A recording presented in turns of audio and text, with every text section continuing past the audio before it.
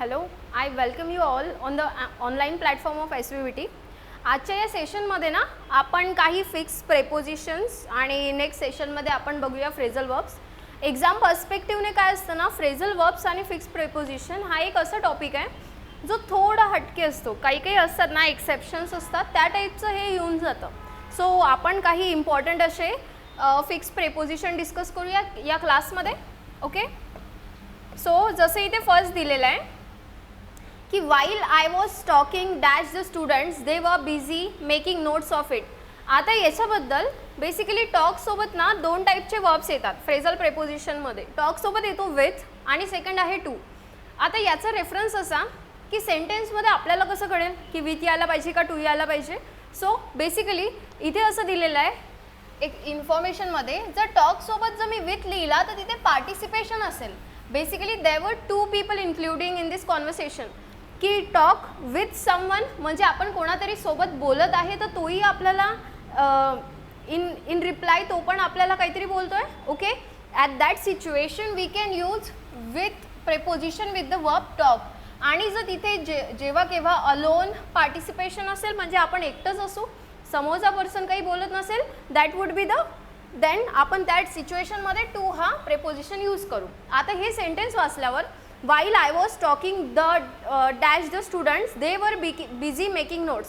या सेंटेन्सवरनं हे तर अंडरस्टँड होतं ना की मी जेव्हा स्टुडंट्ससोबत बोलत होती किंवा होतं त्या सिच्युएशनमध्ये स्टुडंट्स नोट्स प्रिपेअर करत होते. म्हणजे माझं एकटीचंच कॉन्व्हर्सेशन सुरू होतं, एवढं लक्षात येतं. मग जेव्हा एक अलोन पार्टिसिपेशन असेल then at the situation will be using the preposition to along with the verb talking. Right, याच्यासारखे आता काही एक्स्ट्राचे वर्ब्स आहेत जसं की अफेक्ट आणि इफेक्टमध्ये I have seen many people get confuse in this two verbs. Affect आणि इफेक्ट बेसिकली वर्ड्समध्ये अफेक्ट जो आहे ना हा एक वर्बचा फॉर्म आहे आणि इफेक्ट काय आहे तर एक नाऊन आहे. सो अफेक्ट म्हणजे काय असतं, जसे हे अफेक्टचे फॉर्म्स आहे अफेक्ट, अफेक्टिंग, अफेक्टेड. राईट, जसं प्रभाव टाकणे आणि इफेक्ट म्हणजे प्रभाव.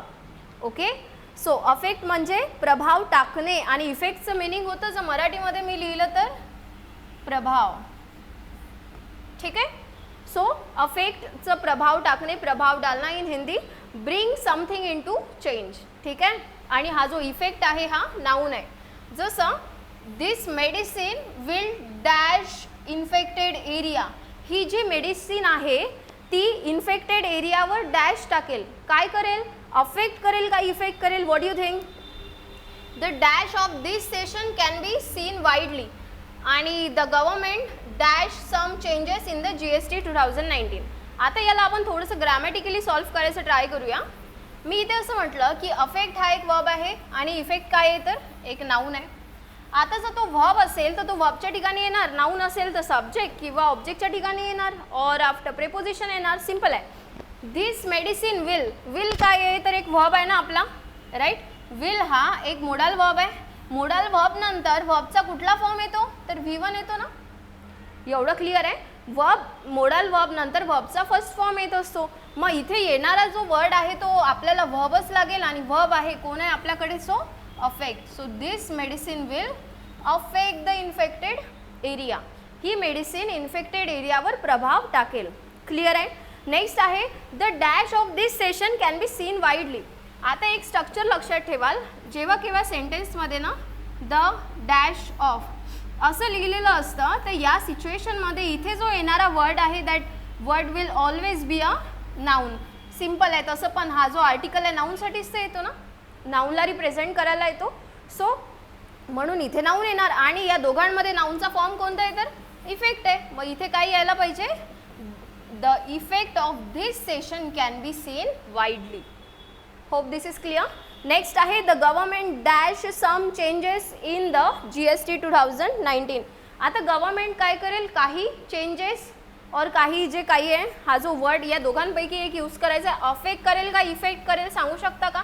द गव्हर्मेंट हा तर सब्जेक्ट आहे ना, सब्जेक्ट नंतर इथे जर बघितलं तर डॅश सम चेंजेस, काहीतरी वर्बच तर लागेल ना आपल्याला. It bring some changes. मी जर नॉर्मल एक सेंटेन्स तयार केला, एक सेकंड, आपण या सेंटेन्सवरनं एक सेंटेन्स फ्रेम करू शकतो. जसं धिस मेडिसिन, हा तर सब्जेक्ट आहे. इन्फेक्टेड एरिया, ही मेडिसिन काय करेल, काही ना काही तर करेल ना इन्फेक्टेड एरियावर. सेम याला जर मी कम्पेअर केलं, द गव्हर्नमेंट काही ना काही तर करेल ना चेंजेस, तर कशावर करेल, तर येणारा तर वर्बच पाहिजे. सब्जेक्ट आपल्याकडे दोन्हीकडे प्रेझेंट होता, मधात येणारी तर वर्बच होते ना. मग या सिच्युएशनमध्ये will be using the verb effect. Hope this is clear. Okay, so next is okay. So second आहे the policeman became angry dash the rider's behaviour towards him. आता जो वर्ड असतो ना, एक वर्ब असतो अँग्री, त्या अँग्री सोबत आपले दोन प्रेपोजिशन्स येतात. एक असतो, आता इथे ऑप्शन्समध्ये दिले आहे ऑन, ॲट, विथ आणि फ्रॉम. आपल्याला कसं समजेल की कुठला पाहिजे, सो हे दोन लक्षात ठेवायचे आहेत आपल्याला. अँग्री ॲट, अँग्री सोबत ॲट असला तर त्याच्यानंतर येणारी एक जे असेल ना ते रिझन असेल की अँग्री ॲट समथिंग, म्हणजे कुठल्या तरी रिझनबद्दल तो अँग्री आहे. नेक्स्ट आहे अँग्री विथ. अँग्री विथ नंतर काय यायला पाहिजे, तर समवन, एखाद्या पर्सनचं नाव. जसं अँग्री ॲट एखादी thing, it could be the behaviour, it could be the reason or the situation, right. So मग आता हे जे सेंटेन्स मी वाचलं, the policeman become angry dash the rider's behaviour towards him, तो रायडरच्या बिहेवियरसोबत अँग्री होता ना. मग या सिच्युएशनमध्ये मला अँग्री ॲट म्हणावं लागेल. आणि जर मी इथे रायडर्स बिहेवियर नसतं लिहिलं, ओनली लिहिलं असतं रायडर, मग रायडर वर अँग्री आहे, रायडर सोबत अँग्री आहे, तर तेव्हा मी लिहिलं असतं with. Simple example, I am angry with you on, sorry, then I am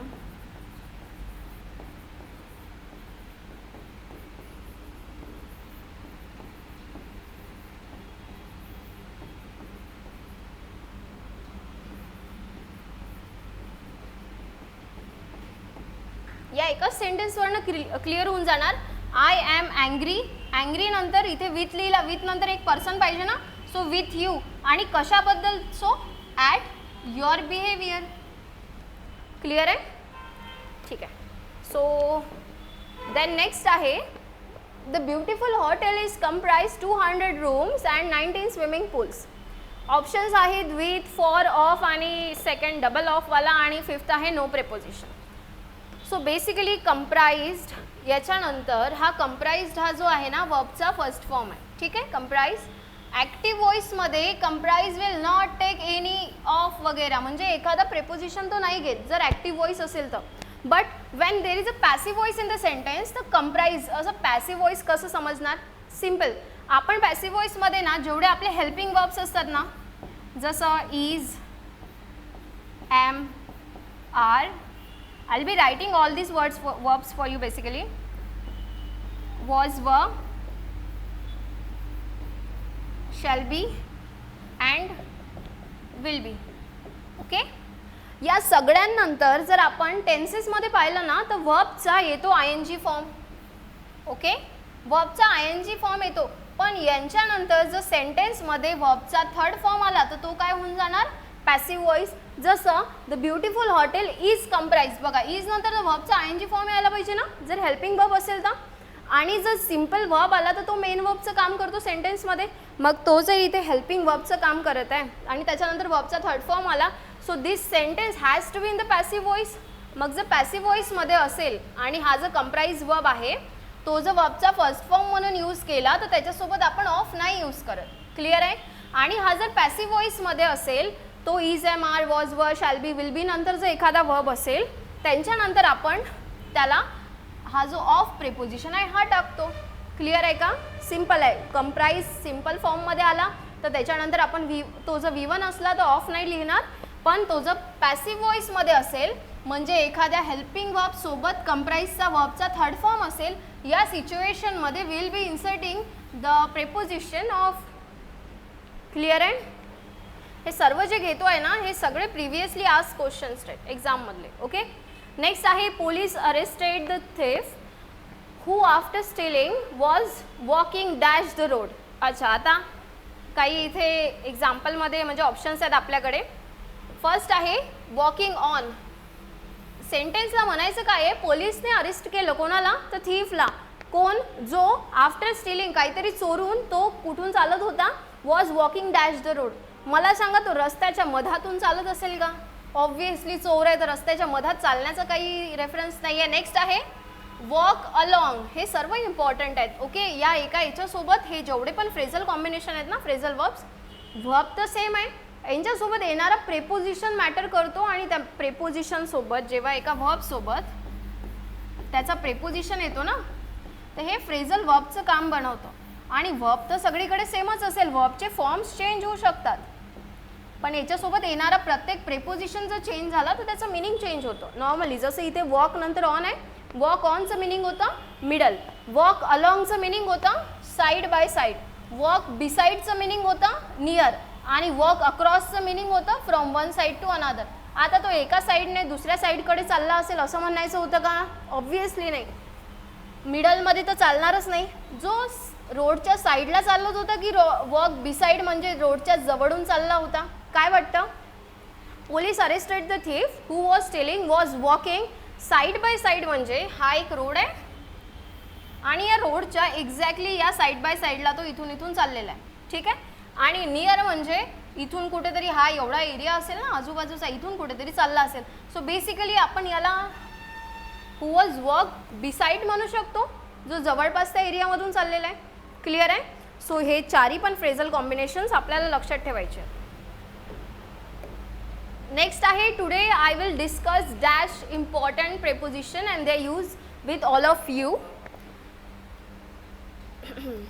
options आहेत आपल्याकडे. डिस्कस नंतर काय यायला पाहिजे तर फर्स्ट आहे अबाउट, ऑफ, विथ, ऑन आणि N P means no preposition.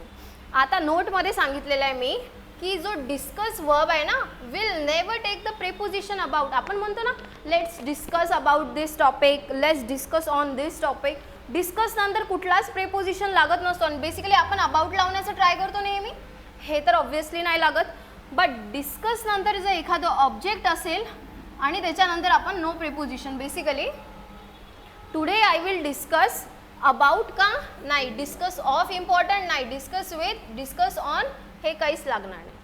कळलं का? Today I will discuss important preposition and their usage. म्हणजे डायरेक्टली डिस्कस नंतर डायरेक्ट एक ऑब्जेक्ट येणार आणि कुठलंही प्रेपोजिशन त्याच्यासमोर लागणार. क्लिअर? नेक्स्ट आहे as the new system is accessible dash people easily it can be easily hack. आता ही जी न्यू सिस्टीम आहे त्याला इझी ॲक्सेस आहे लोकांचा, मग ते इझिली हॅक होऊ शकतं असं म्हटलेलं आहे. सांगितलेलं आहे इथे ॲक्सेस हा जो वर्ड आहे ना, will always take the preposition to. हे काही फिक्स प्रेपोजिशन असतात ज्यांच्यावर we need to focus upon. ठीक आहे. सो ॲक्सेस सोबत ऑलवेज टू येतं. ठीक आहे. जसं डिस्कस सोबत काहीच नाही येत ना, डायरेक्टली डिस्कस नंतर ऑब्जेक्ट, तसंच. नेक्स्ट आहे after the death of her husband she has been accustom dash suffering and hard work. तिच्या हजबंडच्या डेथ नंतर ना she has been accustom. Accustom म्हणजे ची सवय असणे, लावून घेणे, डॅश सफरिंग अँड हार्डवर्क. कशाची तरी तिने सवय लावली आणि हार्डवर्क करायला तिने सुरुवात केली. सो बेसिकली अकस्टम नंतर आपण यूज करतो टू. ठीक आहे. फिक्स प्रेपोजिशन्स आहेत. अडिक्टेड नंतर टू आणि हॅबिट्युएटेड नंतर ऑफ. हे तिन्ही लक्षात ठेवाल, इम्पॉर्टंट आहे. क्लिअर आहे? So after the death of her husband she has been accustom to suffering and hard work. म्हणजे तिला त्रास होण्याची तिला आदत होऊन गेली होती आणि ती तिचा हार्डवर्कही तिने सुरू केला. क्लिअर आहे? Okay. Next is the patient died dash injuries of the accident. Second sentence आहे इन 1928 1000 पीपल डाईड कॉलेरा.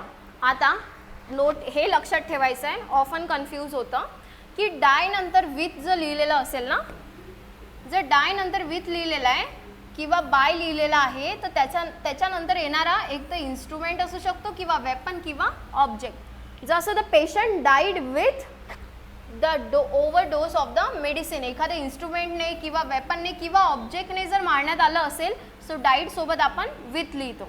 ठीक आहे. नेक्स्ट आहे डाय ऑफ. नंतर काय पाहिजे तर डायरेक्ट कॉज पाहिजे, रिझन पाहिजे. जसं accident, he was died of accident. He was died of cholera, जसं हे याचा आन्सर होऊन जाणार आपला. इथे यायला काय पाहिजे तर ऑफ यायला पाहिजे. नेक्स्ट आहे डाय फ्रॉम, तर डाय नंतर जर फ्रॉम लिहिलं तर त्याच्यानंतर काय पाहिजे आपल्याला इनडायरेक्ट कॉज पाहिजे किंवा इंजुरी. जसं फर्स्ट आहे ना, the patient died dash injury of the accident, तो ॲक्सिडेंटने डायरेक्ट त्याची डेथ झाली का नाही, इनडायरेक्ट झाली ना, म्हणजे त्याच्यानंतर त्याला इंजुरीज झाल्या आणि त्याने त्याची डेथ झाली. सो इथे पाहिजे from. Hope this is clear for you. Okay. Next आहे after being failed in exam my friend is now dealing dash share market. एक्झाममध्ये फेल झाल्यानंतर माझा जो फ्रेंड आहे now dealing dash in market. So हे लक्षात ठेवूया आपण की डील नंतर जे इन असेल ना, सो बिझनेस किंवा वर्क, डील इन नंतर त्याचं असं मिनिंग होतं एखादा पर्सन डील इन करतो म्हणजे तो बिझनेसमध्ये डील करतो किंवा कामामध्ये. नेक्स्ट जसं my friend deals in share market. Clear आहे. डील सोबत इन आलं तर शेअर मार्केट म्हणजे त्याचं वर्क किंवा बिझनेस आलं, जे आपल्या याचा आन्सर पण आहे. अगेन असतात डील नंतर विथ असतो ज्याचं मिनिंग होतं manage or adjust. I can deal with this situation, I can deal with my own circumstances. Clear आहे. म्हणजे मी माझ्या प्रॉब्लेम्सला स्वतः डील करू शकते. So in that situation will be using the preposition with along with the verb deal. Clear आहे.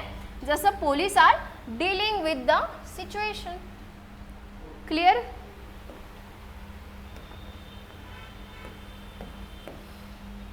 Okay. Next आहे the employees regretted that they could not comply dash request of the manager. आता again हे काही आहे जे आपल्याला लक्षात ठेवायचे. बस हे काही जेवढे लिहिले होते ना, these all phrasal verbs has been asked most of the times in the examination. Clear आहे. फर्स्ट आहे जसं कंप्लाय. कंप्लायचं मिनिंग होतं टू फॉलो आणि ओबे. कंप्लाय सोबत विथ यूज होतो ज्याचं मिनिंग होतं we will comply with the rules, म्हणजे we will follow the rule, adhere the rule and obey the rule. ठीक आहे. नेक्स्ट आहे फॉलो. फॉलो नंतर आपण कुठलंही प्रेपोजिशन नाही लावत. जसं we will follow the instructions, आम्ही इन्स्ट्रक्शन्स फॉलो करू. We will follow of the instruction का, फॉलो टू द इन्स्ट्रक्शन्स का नाही, we will follow the instructions. ठीक आहे. नेक्स्ट आहे अबाईड नंतर बाय येतं, अडियर नंतर टू येतं आणि स्टिक नंतर पण टू येतं. क्लिअर आहेत. हे सर्व लक्षात ठेवाल. ओके.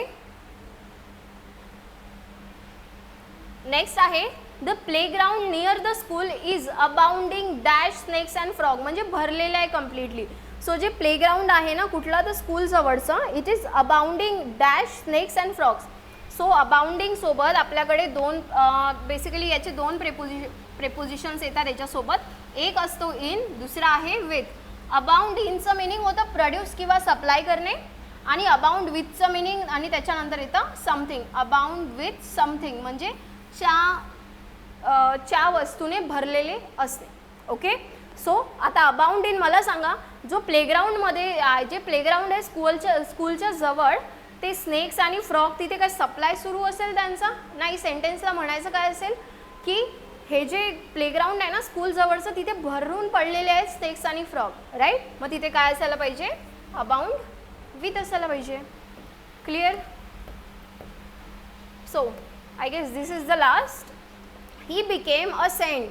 साधू झाला कधी, आफ्टर ॲब्स्टेनिंग म्हणजे पूर्ण मोहमाया त्यागून, abstaining dash all earthly possessions. Clear आहे. सो याच्यानंतर येणारे काही लक्षात ठेवायचे आपल्याला. अगेन ॲब्स्टेन नंतर येतो फ्रॉम, रिफ्रेन नंतर येतो फ्रॉम, डेझिस्ट नंतर फ्रॉम आणि प्रिव्हेंट नंतर फ्रॉम. हे चारही लक्षात ठेवाल ज्यांचे मिनिंग ऑलमोस्ट सेम आहे. Okay. So he became a saint after abstaining म्हणजे चा त्याग करून. कशाचा. सो ऑल अर्थली पजेशन्स म्हणजे मोहमाया, पैसे वगैरे सगळ्याचा त्याग करून तो त्याने काय केलं तर सेंट झाला. क्लिअर आहे.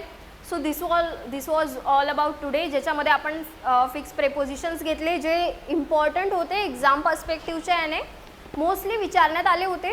एवढे जरी लक्षात ठेवले ना तर आपण म्हणजे most of the questions deal करू शकतो easily. Okay. So thank you for today. Thank you so much.